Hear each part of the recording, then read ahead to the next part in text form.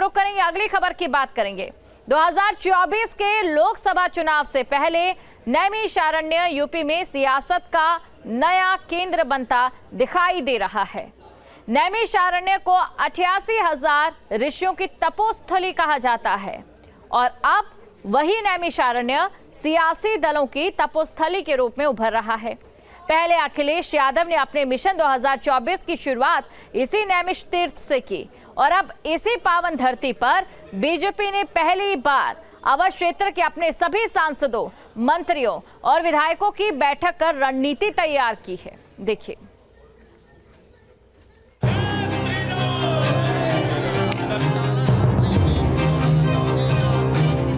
UP में अयोध्या के बाद अब नैमिषारण्य सियासत की प्रयोगशाला बनता जा रहा है। मई में समाजवादी पार्टी ने यहां बैठक कर जनता को संदेश देने की कोशिश की थी, तो अब बीजेपी यहां अवध क्षेत्र की बैठक कर हिंदुत्व का संदेश दे रही है। 88,000 ऋषियों की तपोस्थली रही नैमिषारण्य अब सियासी दलों की तपोस्थली बनती जा रही है। पहले अखिलेश यादव ने अपने मिशन 2024 की शुरुआत इसी नैमिष तीर्थ से की थी।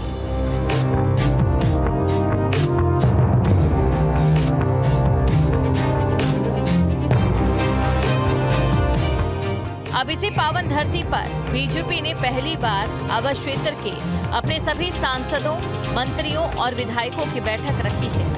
बैठक में प्रदेश महामंत्री संगठन धर्मपाल सिंह, क्षेत्रीय अध्यक्ष कमलेश मिश्रा और राज्य मंत्री उच्च शिक्षा रजनी तिवारी 2024 के चुनावों की रणनीति पर मंथन करेंगे।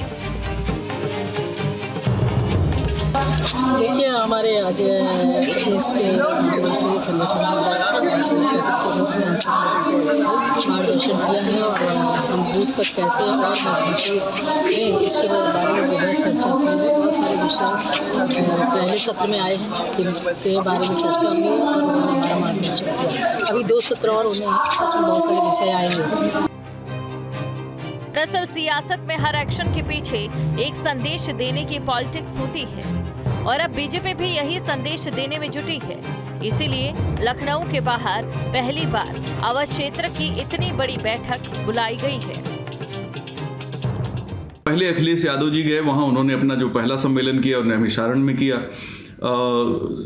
शायद उन्होंने ये संदेश देने की कोशिश की कि जो धार्मिक स्थल हैं हम वहाँ भी जाते हैं, क्योंकि डॉक्टर राम मनोहर लोहिया ने चित्रकूट में रामायण मेला शुरू किया था। अब बीजेपी वहाँ पे अपना सम्मेलन करने जा रही है अवध क्षेत्र का, तो बहुत ही महत्वपूर्ण है। एक्चुअली नैमिषारण्य के माध्यम से लोगों के बेहतर जीवन, अच्छी राजनीति, सादगी और जो ऋषियों के जो माने जाते हैं कि जो उनके कमांडमेंट्स हैं, वो एक तरीके से लोगों को उसका प्रतीकात्मक संदेश देने की कोशिश की जा रही है।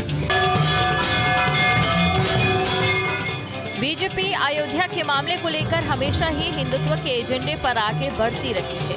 हालांकि समाजवादी पार्टी भी अब 2024 के लिए लोकसभा चुनाव से पहले सॉफ्ट हिंदुत्व की ओर बढ़ती नजर आ रही है। बीजेपी अब यहां बैठक कर ये संदेश देने में जुटी है कि हिंदुत्व के जिस मुद्दे पर वो आगे बढ़ती रही है, उस पर दूसरे सियासी दल उसकी नकल भर कर रहे हैं।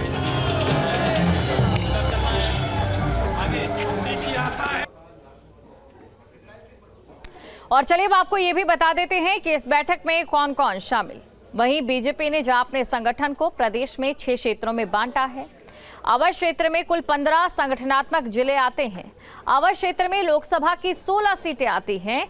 2019 में बीजेपी ने 13 सीटों पर जीत हासिल की थी और इन सभी सांसदों को बैठक में बुलाया गया है। 3 सीटों पर भी जो पार्टी के उम्मीदवार रहे उन्हें भी बुलाया गया है।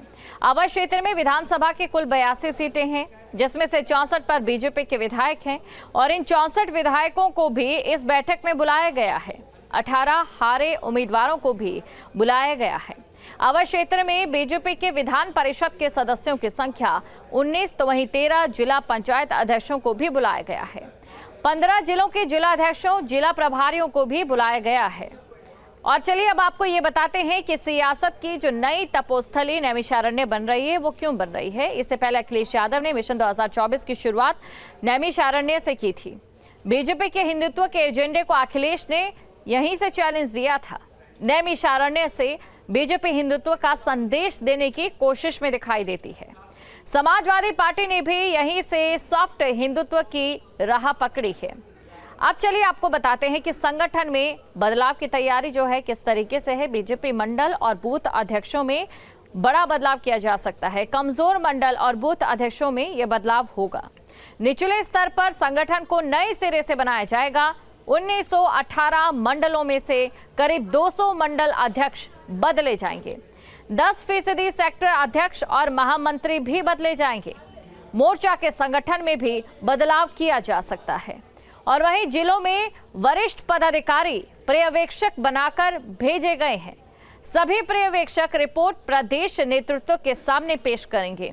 तो कुल मिलाकर इस समय अगर बात नैमिषारण्य को लेकर की जाए तो यहां पर बीजेपी की रणनीति कुछ इस तरीके से सर्कल कर रही है।